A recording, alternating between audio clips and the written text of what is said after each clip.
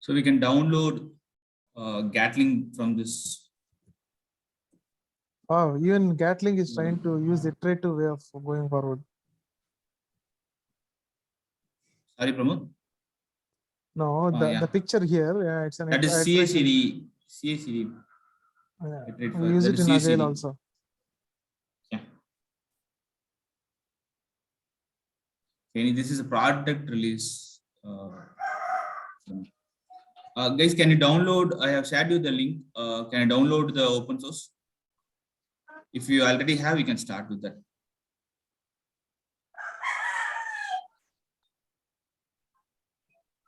I think there are some new people over there. So to give the context, so today's session is we wanted to have a practical demonstration. Yeah, over to you, Arun. Okay. So once after you are downloading the bundle, you will be having Gatling HighCharts bundle. I have taken the version 3.3.1. So there is a small change in the updated version, but 3.3.1 is the later, stable version which we are using currently. Yeah, we have few folders which we already saw, that bin folder, config folder, library, results. Target will be the compilation of all the user files. It's, like in Java, whatever you have in the source folder, it will be compiled and it kept in the target folder. So similarly, all the user files will have your Scala classes. So you have all the Scala classes here, and the resource folder will have your data. For example, the resources or the feeders, all those will be present in the user file resources, and all those compiled files will be there in the target classes. The target classes is always dot class. So this is similar to Java. So in Java also we compile your Java class file into dot class file. Similarly in Scala also we are compiling that into dot class file, and the JVM is only used here for execution. So similar to Java, Scala also uses JVM for the execution. Okay, so let's go with bin folder. So in bin folder, we have gatling.batch file and recorder.batch file. Okay. Here I have already recorded a user files in the simulation folder. By default, you will be having a computer database. You will be having basic simulation Scala as well as advanced simulation Scala. In case we don't have, just let me know, you can record those scenarios as well. But by default, you will be having those scenarios. So let's first start with executing the Gatling file, and then we will record and then we will execute the from the website for a new UI scenario. So as of now, whatever files you have in the simulation folder, user file simulation folder, those files will be used for execution.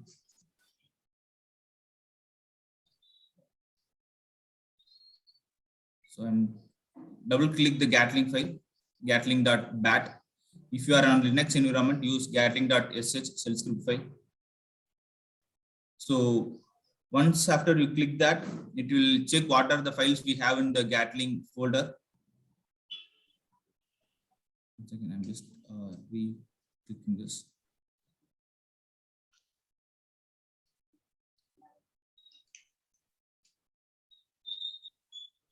Okay, it will list down what are the simulation class files which we have in your simulation folder. Here we have login, hardware decision, asset management, computer basic simulation, advanced simulation 1, 2, 3, 4, and 5. If you go and see in the user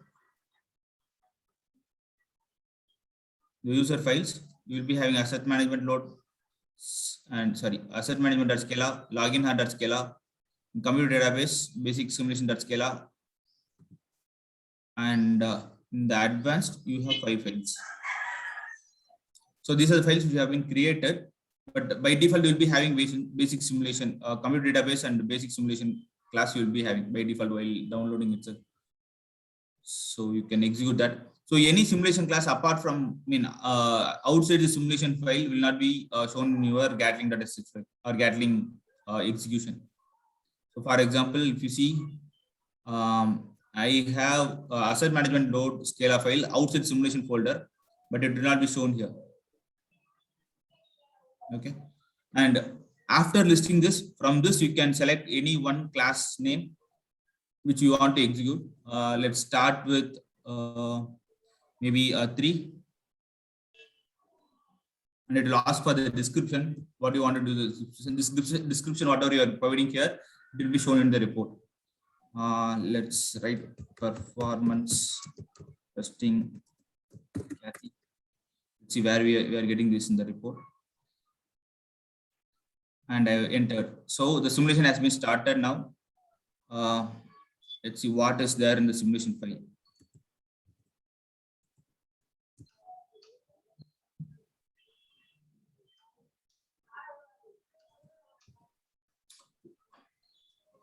So we have the simulation has been completed here and the report has been generated.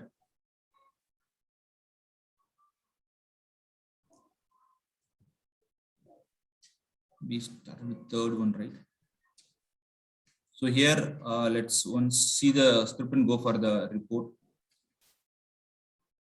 So we have advanced simulation 3 and the simulation. We have a feeder search.csv. We have variable search. We are executing, we have exec get method here. And after exec, we added the feeder here. So this is how we have to add the feeder in the scenarios. So in the execution, we have to add dot feed and the feeder file. We are executing next endpoint, and then we are executing the other endpoint. Then we are keeping a browse. Stop. Then we also create one more object, browse. The same class can multiple objects. So this is an object here, browse. This is a one exec point or one endpoint. This is a second endpoint for computers, page 1. And we are waiting for 670 milliseconds, and this is page 2. And some 629 milliseconds we are waiting on page 3, and we are going for page 4. And we have the other object as edit as well. So we have the third scenario here, exec endpoint computers new and computers 2. So you see here we have 3 objects here. One is search, browse, and edit. So we have 3 objects here. So we are for each object we create a scenario as well. So we are creating a scenario. So this is a description. Exec, what are the endpoints or what are the objects which are created? We are passing it here. Search.search, browse.browse. For admins, we are using search, browse, and edit. So now we are using both our users and admins logging into the same website at the same time. The setup we are providing user injection, ramp up user 10 during 10 seconds. And admins, 2 users are logging at the same time for 10 seconds. Any questions in this? Chris, Pramod? No, it is clear. Okay. No, So we'll see how this has been executed, and we'll see the report how it has been proceeded. But this will not be, see, as you are trying to run this separately, we are setting this in the way what it is here, like two users for 10 seconds and all, right? But as per the framework, you have changed it, correct? Yeah. So the framework we have changed. Everything you have to send to the Jenkins. But for beginners, it will be better they can make the changes in the respective file itself to understand how it works and see how the graph comes out, and they can understand more with these changes. Sure. So with respect to framework, everything is completely different. That's an advanced level. Maybe for the beginners, if they change the, so here we have used the ramp up users during 10 seconds. Probably we can change this advanced user, or we can use constant users per 10 seconds and we can run it. So you know then, how the injection type works. Then you mean to say that we can directly go ahead and we don't even need a framework then. We can directly say connect the what do you call the feeder and give number of users here. Yeah, we can directly run, right? Yeah, it will also run. Yeah. Oh, okay. We can directly run with this gatling.sh file. So whatever we have started here. Okay. In the bin folder we have gatling.sh file, right? Yes. So we can start this. It should be executed, and from there we can select the simulation class, and then we can execute that. Correct. Okay, so we have started that. For each 5 seconds, you will be getting a report, or you will be getting a tabular column how many endpoints has been executed, and how many endpoints has been executed here, and how many users has been posted there. So every 5 seconds, you'll be getting this tabular column in your console. If you are running in the framework, you'll be getting in the console. If you are running with Gatling.sh, you will be getting this here. At the end, you will be getting simulation pass. I mean, simulation has been completed in X seconds. It will parse a log files to generate the reports. So whatever we are executing, first it will go and set into your log file, and then from the log file, reporting will be generated. The log file name is simulation.log. So for every execution, there will be simulation.log, and from that log only we are generating the reports. We can even generate your report separately. Even after the execution, you can generate the report separately using the simulation.log file. Okay, so this is a high level of your report. If you see the request count, how many requests has been passed, we have passed total 11 requests. Minimum response time is 30 milliseconds. I mean, all the response time here are in milliseconds. Okay, so minimum response time is 30 milliseconds, and maximum response time is 572 milliseconds. Standard deviation is 149, and 50th percentile is 284, and 99th percentile is 570. Mean request second is 0.647. It's an average response per second, request per second. Sometimes we call this as a throughput. What is the number of requests that has been passed per second? This is what the throughput for the particular report. And how many response has been less than 800 milliseconds? It's 11, and none of the case has been failed. No request has got response more than 1800 to 1200 milliseconds, or more than 1200 milliseconds. So if you copy this entire URL and paste it in your browser, you will be getting a graphical representation of your report.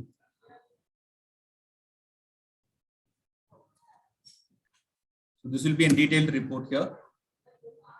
So as we saw there, right, 11 requests per second in 800 milliseconds. This is the tabular column which represents that 11 requests which we have posted. All are less than 800 milliseconds. So yeah, here. And this tabular column which we are seeing here, right, this will be in very detailed explanation. So if you see, all the response times are in millisecond. We have posted 11. In the home, we have posted 2, search 1, select 1, page 1, page 2, page 3, page 4, 1, and form request 1, post 1, post redirect 1. So these are the average time for each and every endpoint. Minimum endpoint time, maximum endpoint time, mean. Standard deviation is the deviation between max and min. So standard deviation formula, you know, right? So with the calculation, they will be identifying the standard deviation. If you have only one endpoint, there is no deviation, sir. If you have only one request, there is no deviation. So that it will be always 0 for only one request. If you have n number of requests, the standard deviation will be calculated and it will be passed here. And if you have any failures, all your failures will be reported in the KO.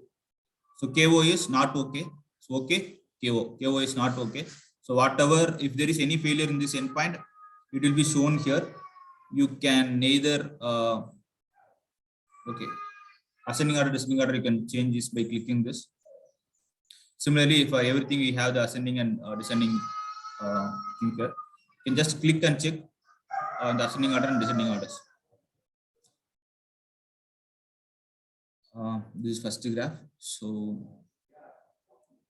only one user has been throughout the call, and you can also see how the response time has been distributed. So one request is less than 33 milliseconds, which is 30 milliseconds, which we have here, and 3 requests is in between 250 to 358 milliseconds. So how this ground is separated is, it will take the minimum second and maximum second, and it will segregate into 5 categories. For example, if you have 0 to 100, minimum is 10 seconds and the maximum is 110 seconds. It will take 0 here, 10 here and 110 here. So it will split it by 20 because the difference is 100. So it will be different by 20. Here it will be 10, 30, 50, 70, 90, and 110. So that's how this x-axis has been segregated into 5 categories, 5 equal categories, and it will show how many requests has been passed in your middle one. So here 3 requests we are getting after in the 80th percentile or 80th side. So that's how we can understand this graph. And to say about the 75th percentile and 50th percentile, can anyone say about what is percentile? What is 15th percentile and 99th percentile?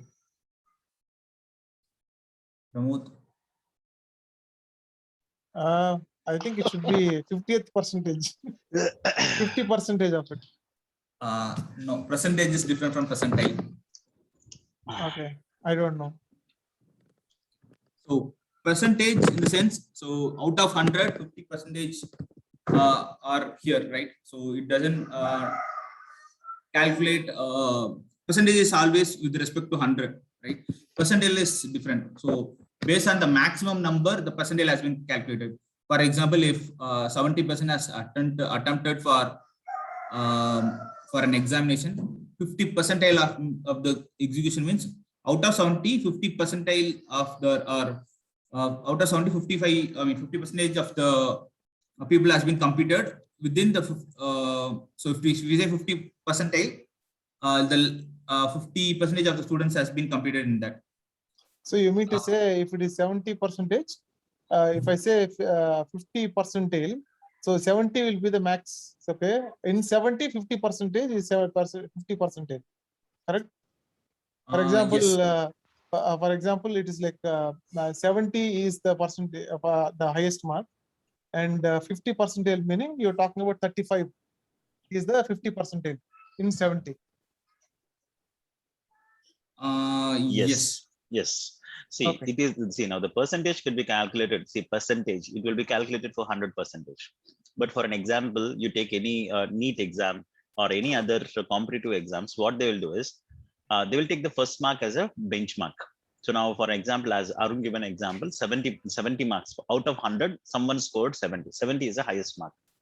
Now, so who scored 35 is 50 percentile. So that is what, Yeah. so now who scored 42 is 62 percentile. Who scored 48, so they will be having 70 percentile. So that's how the percentile would be calculated. So we take 48, 70 members will be, 70% of members will be there within 48. That is 70%. And if you take 99th percentile, 99% of the numbers will be below that numbers, below that score. Okay. And only 1% will be above that one. That's 99%. See here, what it was trying to say is number of users. So within what percentage of time we got the responses. If I see now one user is there, so that's the reason you are not seeing any difference in all the 50, 75, 90, 95, 99. Consider that there are 10 users. Out of 10 users, what is a percentile? Within what stipulated time you got this? Means out of, means for example, 10 users. In 10 users, 7 users, means the 50% of 10 users is 50 percentile of the 10 users is 5. So 5 users, what is the response time for that? When you are getting the responses. So that's how the responses would be calculated. But as of now, there is only one user. That's the reason you're seeing all things are consistently same. For 50th percentile, 70th percentile, and all others. Yeah, sorry, over to you, Arun.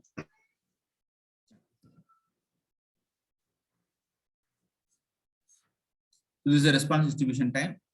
Meanwhile, response time in percentiles. So how much percentiles we have been captured here, and number of requests per second. So at 10:12, how many requests has been posted? At 10:12, 48 seconds, how many requests has been there? One request is there. Similarly, at 12:51, it is one request. If you see at 10:30, 00 or 02, it is two active users per second. So similarly, the same response will be here. If you get the response within 1 second, your request per second and response per second will be similar, same graph or similar graph will be present. If it's deviating, if it's less than 1 millisecond or less than 0.5 second, or if greater than 1 second, this graph looks like a different one. But if it's all more or less equal to 1 second, these both the graphs will look similar, because the number of requests which you are posting immediately will be getting a response. So the same graph will be presented here, but both the request per second and response per second. So this is the overall graph, how we have to, what is presented for the Gatling. But this is by default is generated. And if you want to see for each and every endpoint, let's take home. You click there, it will take you to the next page where we will be having the respective endpoints pages. This is a different graph. So here, 2 requests, which is less than 800 millisecond, and one is less than 30 second, and one is more than 505 millisecond, more than 500 millisecond. So if you see here, it's minimum and maximum. That's how it was taken here, since we have 2 things. Similarly, the number of requests per second and number of response per second. And if you have response time against the global RPS, means global requests per second. So this is where it falls. So the average is here, 507 milliseconds with the respect to the overall response time. So similarly, you can see for every other endpoints as well. Let's try to run one more simulation now. So now we have given only 1 request. Let's give more than that.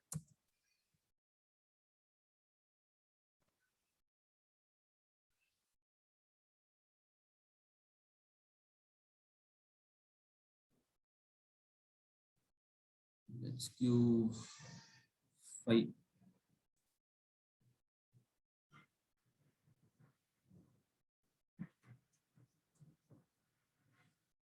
Okay, previously we gave performance Kathy, right? Where is that in the report?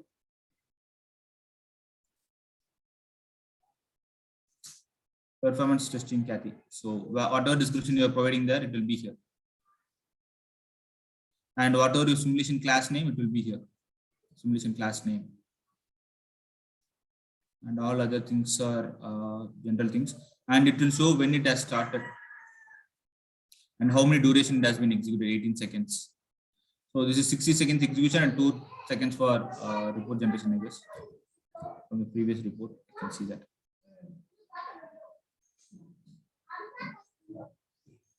So from here itself, you can go for request per second and response per second. Okay, we have executed that. So the next generation is also been captured. It is executed for 24 seconds.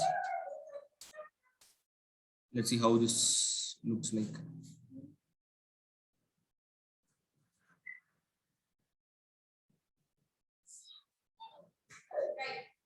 So we have no number of requests here.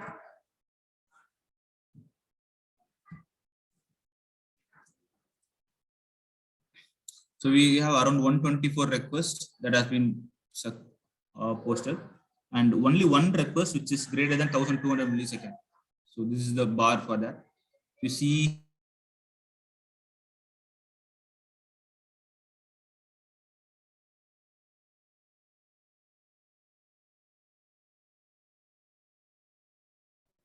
one request is there in 1386. That's how it's presented here. And all other things. So similarly, if you go to home, so now home will have a number of requests or the same bar graph.